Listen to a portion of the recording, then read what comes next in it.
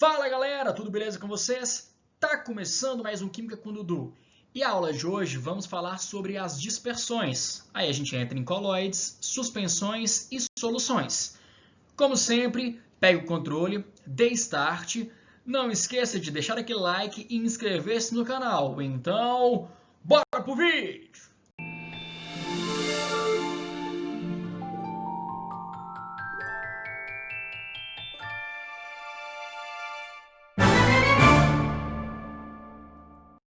E vamos começar. Essa aula ela é curtinha, mas ela é muito importante, porque sem ela é difícil entender sobre concentração de soluções, concentração molar, concentração comum, diluição, mistura de soluções. Por isso que é importante a gente saber a fundo o que são dispersões. É o seguinte, todo o sistema com duas ou mais substâncias a gente chama de dispersões. E elas podem ser separadas em soluções, colóides e suspensões. Qual que é a diferença entre elas? É o tamanho das partículas, é como a gente consegue enxergá-las. Por exemplo, nas soluções, as partículas elas são menores do que 1 nanômetro. Aí a gente pode chamar de soluções. E a gente não consegue enxergá-las com aparelhos como microscópicos, por exemplo. Já os colóides, eles têm partículas entre 1 nanômetro e 100 nanômetros. E a gente já consegue enxergá-las por microscópio. As suspensões elas já têm partículas maiores, que chega a mais de 100 nanômetros. E as dispersões, ela tem o disperso, que a gente pode chamar também de soluto, e o dispergente, que é o solvente. E a união entre os dois formam as dispersões. Beleza?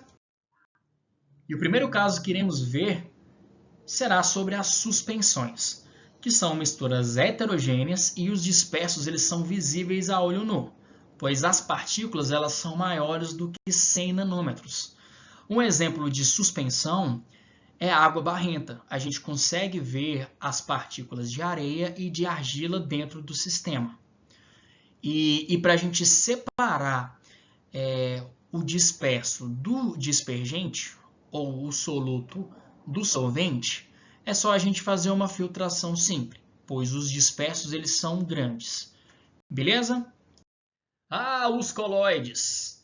Muita gente confunde colóide com solução. Parece ser homogêneo, mas todo colóide ele é heterogêneo. E os dispersos eles são visíveis se você usar um microscópio. Mas como eles se parecem com uma solução ou uma mistura homogênea, como que a gente sabe que um sistema é uma dispersão coloidal ou é uma solução? É simples, é só a gente mirar uma lanterna para o sistema e se a gente conseguir enxergar, visualizar um feixe de luz passando pelo sistema, aí ele será um colóide ou uma dispersão coloidal. E se a gente não enxergar, ele será uma solução. E esse efeito ele chama efeito Tyndall. Sabe quando a gente vê os raios solares vindo em nossa direção? A gente consegue ver aqueles feixes de luz como aqui, ó. É porque a luz ela passa pelas partículas de água na atmosfera. E a gente consegue ver esse efeito Tyndall. Então, o ar atmosférico com essas partículas, com essas gotículas de água, também são colóides. Então, é simples de ver. Se passar um feixe de luz, é uma dispersão coloidal. Muita gente pensa que o leite e o sangue são homogêneos, mas não. Eles são colóides. Eles são misturas heterogêneas. Beleza? Uma outra forma de saber se a dispersão é coloidal ou se é uma solução é perguntar o Lion dos Thundercats. Pois ele tem a espada justiceira e tem a visão além do alcance. Aí você pergunta, Lion, isso aqui é uma solução ou uma dispersão coloidal? Ele, só um minuto, espera aí. Espada justiceira, me dê a visão além do alcance. Thunder, Thunder, Thunder, Thundercats! Oh! vai olhar para o sistema e vai falar: isso aqui é uma dispersão coloidal. Simples assim. Agora vamos ver outros casos. A dispersão coloidal, dependendo do estado físico do disperso e do estado físico do dispersante, eles têm nomes específicos. E como que a gente sabe quem é o disperso e quem é o dispersante? O disperso é sempre aquele que está em menor parte no sistema, e o dispersante é o que está em maior parte. Então vamos lá. Entre um disperso no estado gasoso e um dispersante no estado gasoso também. Existe? Não existe, pois toda mistura gasosa é uma solução, é um sistema homogêneo. Então não existe uma dispersão coloidal entre gases. E se for um disperso líquido e um dispersante no estado gás? Ele vai ser chamado de aerossol líquido. Exemplos: a nuvem e a neblina. E um disperso sólido com o dispersante gasoso? Aí é um aerossol sólido. A fumaça, a poeira no ar são exemplos. Agora vamos com um disperso gasoso e um dispersante líquido. A espuma líquida, que é a espuma de sabão. E um disperso líquido com o dispersante líquido. Aí a gente chama de emulsão, que é o caso do sangue, leite, maionese, cremes. Agora um disperso sólido com o dispersante líquido. Aí a gente chama ele de sol. Exemplos: tintas e os vidros coloridos. Agora com um disperso gasoso e um dispersante sólido, a gente chama de espuma sólida. Um exemplo são as pedras pómenes. Agora um disperso líquido com um dispersante sólido. Aí a gente chama de gel, que é o caso da gelatina, do queijo, geleia. E por fim, um disperso sólido com um dispersante sólido. Aí a gente chama de sol sólida.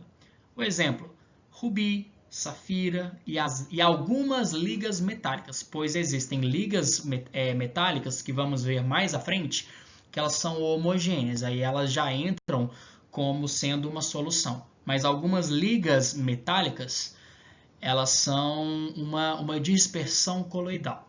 Tranquilos?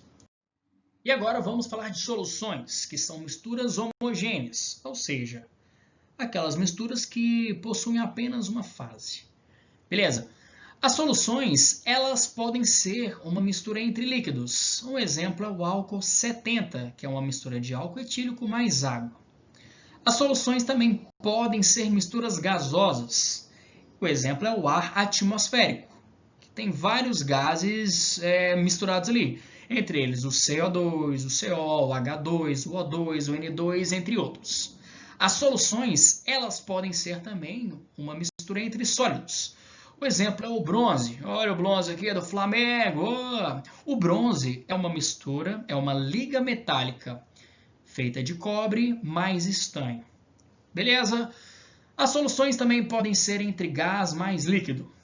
Exemplos são lagos que possuem alguns gases dissolvidos na água. Como que os peixes vivem? Eles precisam do oxigênio para viver, não é não? E esse oxigênio ele está dissolvido na água, formando uma solução gás mais líquido. E por fim, uma mistura entre sólido mais líquido. O exemplo é o álcool iodado, que possui um sal contendo iodo misturado com o álcool etílico, formando o álcool iodado. Então, esses são alguns exemplos de soluções. Beleza? Agora vamos fazer um pouquinho de cálculo. Vamos lá. Estava bonitinho demais, redondinho, apenas teoria, mas temos que entrar na parte de cálculos. A gente vai falar de fração e porcentagem, que pode ser entre massas, massa-volume e volume-volume. Vamos aprender como é que se faz isso. Primeiramente, vamos ver a fração e a porcentagem em relação às massas. O símbolo da fração é o X maiúsculo, então vamos lá. Vamos ver o que é essa fração em relação às massas. Então fica assim, fração em relação massa por massa. E o que quer dizer isso? Essa relação massa-massa é a relação da massa do soluto e a massa da solução. Então é o seguinte, se a massa estiver na unidade de gramas, a massa da solução deve estar também em gramas. Se tiver a massa do soluto em quilogramas, a massa da solução deve estar também em quilogramas. As unidades elas devem ser iguais. E a equação é essa aqui, ó.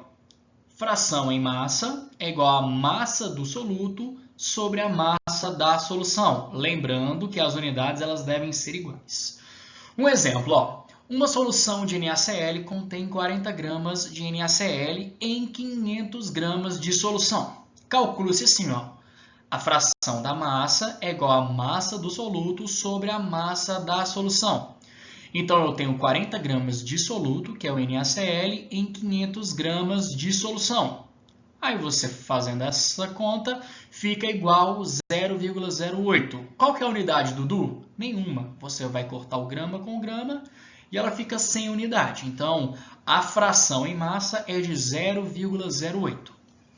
E agora, e a porcentagem em massa? É a mesma coisa. O primeiro M é em relação ao soluto e o segundo M é em relação à solução. Só que aqui, como é porcentagem, vai ser em relação a 100 da solução. Então, vamos lá. Então, a porcentagem massa é igual à relação da massa em gramas do soluto em 100 gramas da solução. Exemplo, uma solução de NaCl contém 8% massa-massa. Quer dizer que eu tenho 8 gramas de soluto, que é o NaCl, em 100 gramas de solução. Então, é assim que a gente vê. Tranquilo, né? Agora, veremos a fração e porcentagem em relação aos volumes. Então, vamos lá. A fração agora é volume-volume. O primeiro termo será o volume do soluto e o segundo termo o volume da solução. Então, a fração volume-volume é a relação do volume do soluto e o volume da solução. E a equação é essa aqui, ó. Fração volume é igual a volume do soluto em relação ou sobre volume da solução. Lembrando que se o soluto estiver em ml, a solução deve estar em ml. Se estiver em litro, o soluto, a solução deve estar em litro. E assim sucessivamente. Um exemplo. Uma solução de NaCl contém 30 ml de NaCl em 500 ml de solução. Então, vamos lá. A fração volume-volume é igual ao volume do soluto sobre o volume da solução, que é igual a 30 ml do soluto, que é o NaCl, sobre 500 ml da solução. Fazendo esse cálculo aqui, é igual a 0,06. Lembrando que ela é addimensional, porque você vai cortar o ml com ml. A porcentagem é a mesma coisa. Então, a porcentagem volume-volume é a relação do volume em ml do soluto em 100 ml da solução. Pode ser também em litro? Pode ser em litro, mas se o soluto estiver em litro, a solução também deve estar em litro. Então, vai ser de uma parte em 100. Tranquilo, né? Exemplo, uma solução de NaCl contém 6% volume-volume. Quer dizer que eu tenho 6 ml de NaCl em 100 ml de solução. Super tranquilo, né? O último caso de fração e porcentagem, agora em relação a massa e volume. Sempre o primeiro termo é do soluto e o segundo termo é da solução. Então vamos lá. A fração massa-volume é a relação da massa do soluto e o volume da solução. Então fica assim, ó. A fração da massa-volume é igual a massa do soluto sobre o volume da solução. Só que a gente tem que prestar atenção aqui, ó. Se a massa do soluto estiver em gramas, o volume da solução vai ter que estar em ml. Se a massa do soluto estiver em quilogramas, o volume da solução vai ter que estar em litro. Tranquilo, né? Exemplo, uma solução de NaCl contém 20 gramas de NaCl em 800 ml de solução. Então, a fração massa-volume vai ser igual a massa do soluto, que é o NaCl, sobre o volume da solução. que fica assim, ó, é igual a 20 gramas de NaCl sobre 800 ml de solução. Fazendo esse cálculo, é igual a 0,025. Não tem unidade de medida também não, beleza? Fica só 0,025. A porcentagem massa-volume é o quê? É a relação da massa em grama do soluto em 100 ml da solução. Exemplo, uma solução de NaCl é 2,5% massa-volume. Quer dizer que eu tenho 2,5 gramas de NaCl em 100 ml de solução. Percebam que isso aqui também é um cálculo de concentração. Beleza? E para a gente fechar a nossa teoria, vamos falar por partes por milhão e partes por bilhão, que a gente chama de ppm e ppb. Então vamos lá. O que é o ppm? Ela vai ser uma parte do soluto em 1 milhão de partes de solução, por isso que chama partes por milhão. Vai ser uma parte do soluto a 10 à sexta, que é 1 milhão de partes da solução. Exemplo, se eu tenho 5 ppm em relação às massas, quer dizer que eu tenho 5 gramas de soluto em 1 milhão de gramas de solução. Tá vendo? São 5 partes em 1 milhão de partes. Se for 5 ppm massa-volume, quer dizer que eu tenho 5 gramas de soluto em 1 milhão de ml de solução. E 5 ppm volume-volume, quer dizer que eu tenho 5 ml de soluto em 1 milhão de ml de solução. Lembrando que se for grama em cima, em massa-massa, tem que ser grama embaixo. Se for massa-volume, se for grama em cima, tem que ser ml embaixo. Se for quilogramas em cima, litros embaixo, porque fica em uma proporção. Agora vamos ver o ppb, que são partes por bilhão. Quer dizer que eu tenho uma parte do soluto em 1 bilhão de partes da solução. Exemplo, se eu tenho 5 ppb massa-massa, quer dizer que eu tenho 5 gramas de soluto em 1 bilhão de gramas de solução. A mesma coisa se eu tiver 5 ppb em relação à massa-volume, quer dizer que eu tenho 5 gramas de soluto em 1 bilhão de ml de solução. E se for em relação aos volumes, se eu tiver 5 partes por bilhão ou 5 ppb, quer dizer que eu tenho 5 ml de soluto em 1 bilhão de ml de solução. Tranquilo, né? E para não ficar tão extensa essa aula, que a gente começou a falar de tipos de dispersões, tem uma aula que só fala sobre soluções e os cálculos de concentração de soluções, que eu vou deixar na descrição aqui embaixo, que é uma aula mais longa que fala apenas de soluções. Tá beleza? Então, galera, para a gente fechar, tem aquele exercício contextualizado, bonitinho, para a gente finalizar a aula. Beleza? Então, vamos lá. E o exercício é: os Anéis do Poder foram joias mágicas feitas pelos elfos durante a Segunda Era para que pudessem se curar, construir e compreender o mundo. Apenas 19 anéis foram forjados, sendo 16 deles pelos próprios elfos com a assistência de Sauron. 3 deles, os maiores dentre os anéis élficos, foram construídos pelo ferreiro élfico Celebrimbor. Porém, no ano de 1600, Sauron secretamente forjou seu próprio anel, o Anel Governante, com a intenção de tentar controlar os outros anéis do poder.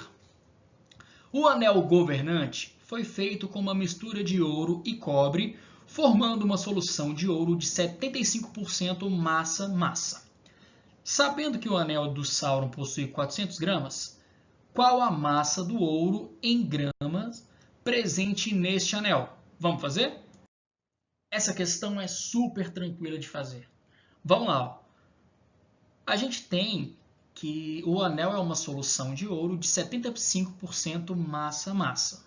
O que quer dizer que existe 75 gramas de ouro em 100 gramas do anel. O ouro é o soluto e o anel é a solução. E ele fala que o anel do Sauron possui a massa de 400 gramas, ou seja, tem 400 gramas de solução. Aí a gente forma a regra de 3. Vamos lá. Eu sei que está presente 75% de ouro em 100 gramas do anel. Qual que é a massa de ouro, x gramas de ouro, em 400 gramas do anel? Formamos a regra de 3. A gente vai multiplicar cruzado, fechou o exercício. Ó. X vezes 100, 100x. 75 vezes 400, 30 mil. Você isola x. X é igual a 30 mil, que divide por 100, que é igual a 300 gramas de ouro. Acabou, não tem mais nada para fazer. Então eu sei que um anel de 400 gramas possui 300 gramas de ouro. Tranquilos? Então é isso, galera. Valeu, espero que tenham gostado. Não deixa de dar aquele like, inscrever-se no canal e se tiver alguma dúvida, deixe nos comentários. E se quiser me seguir no Instagram, o meu perfil é @dudu_moraluz. Beleza? Então valeu, galera. Fui!